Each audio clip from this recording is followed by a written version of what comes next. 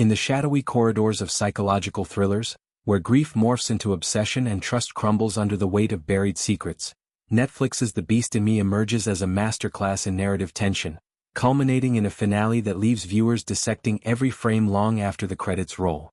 At its heart is Aggie, portrayed with aching nuance by Claire Danes, a once prolific author whose creative well has run dry in the wake of unimaginable loss. The death of her young son, a tragedy she irrationally pins on a reckless teenager named Teddy, sets the stage for a descent into moral ambiguity that blurs the lines between victim and villain.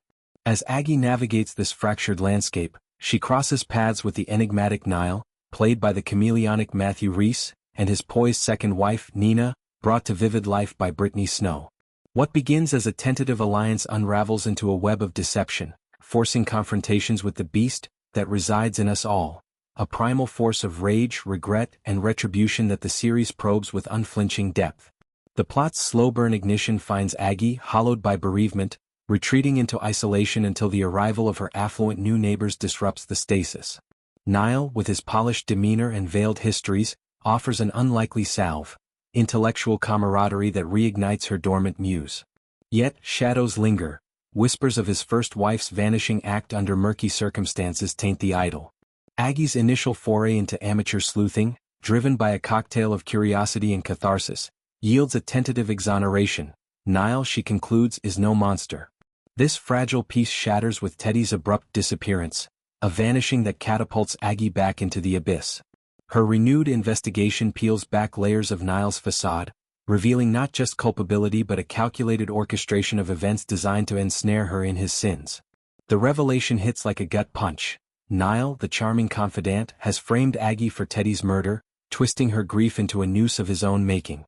As the series hurtles toward its denouement, the ensemble's dynamics fracture and reform in a symphony of suspicion and survival. Nina, long overshadowed in her marriage's gilded cage, emerges as a pivotal force, her quiet observances blooming into bold agency. Allies materialize from the fringes. Erica, embodied by Hetty Park, whose role as a peripheral investigator adds layers of intrigue, uniting to dismantle Nile's empire of lies. The climax unfolds in a cascade of reckonings. Nile's arrest, a procedural triumph laced with poetic justice, culminates in his demise during the fray, a violent punctuation that satisfies the genre's demand for karmic balance. Aggie, scarred but standing, witnesses the fallout, her journey from accusatory widow to reluctant redeemer, a testament to the series' thematic core. Who survives? Aggie endures, her scars a badge of battles won through unwelcome wisdom. Teddy's fate, tragically sealed, underscores the irreversible toll of impulsivity, while Erica's steadfast pursuit symbolizes the redemptive power of unyielding truth-seeking. Nile's end, however, steals the spotlight in its ambiguity, killed not in cold execution but amid the chaos of exposure, leaving audiences to ponder if redemption was ever in reach. Matthew Rhys, in reflecting on his character's arc, captures this duality with introspective candor. He expresses a bittersweet gladness at the resolution, acknowledging the narrative necessity. I was sort of glad, but I think karmically you need it. The audience needs the redemptive element that bad things happen to bad people, and if you do bad things will happen back. There's a philosophical undercurrent here, a nod to the cyclical nature of harm that The Beast in Me so deftly illustrates. Rhys's musings extend into whimsical territory, hinting at untapped potential for continuation, envisioning Aggie and a resurrected Nile as unlikely partners in crime-solving, a tandem, dynamic pitched with humor during production. Aggie and Nile could come into work as a tandem in cracking murders. I did pitch that in the beginning of the second season that I sit up on the gurney in the ambulance. Such levity tempers the darkness, suggesting the beast, once unleashed, might be tamed through collaboration rather than conquest. Shifting focus to Nina's trajectory, Brittany Snow's portrayal elevates what could have been a trope-bound spouse into a multifaceted beacon of empowerment.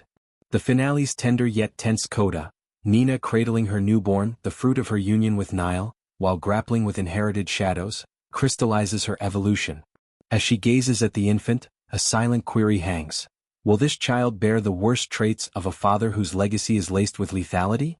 Snow's reaction to this pivotal scene brims with unbridled joy, a stark contrast to the character's internal storm. I jumped up.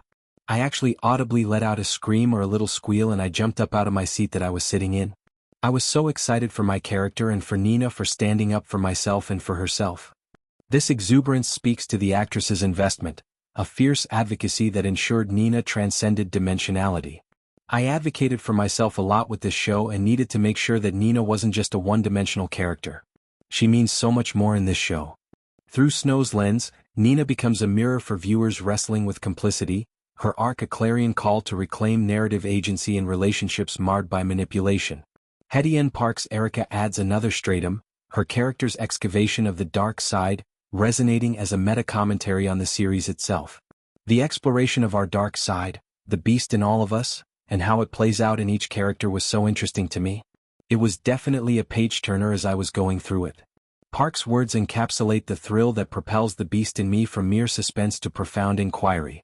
Each figure, Aggie's vengeful scribe, Nile's predatory patrician, Nina's awakening consort, Teddy's tragic catalyst, embodies facets of that inner beast, their intersections a Rorschach test for our own suppressed impulses. The show's genius lies in this universality. No one is wholly heroic or irredeemable, and survival hinges not on perfection but persistence.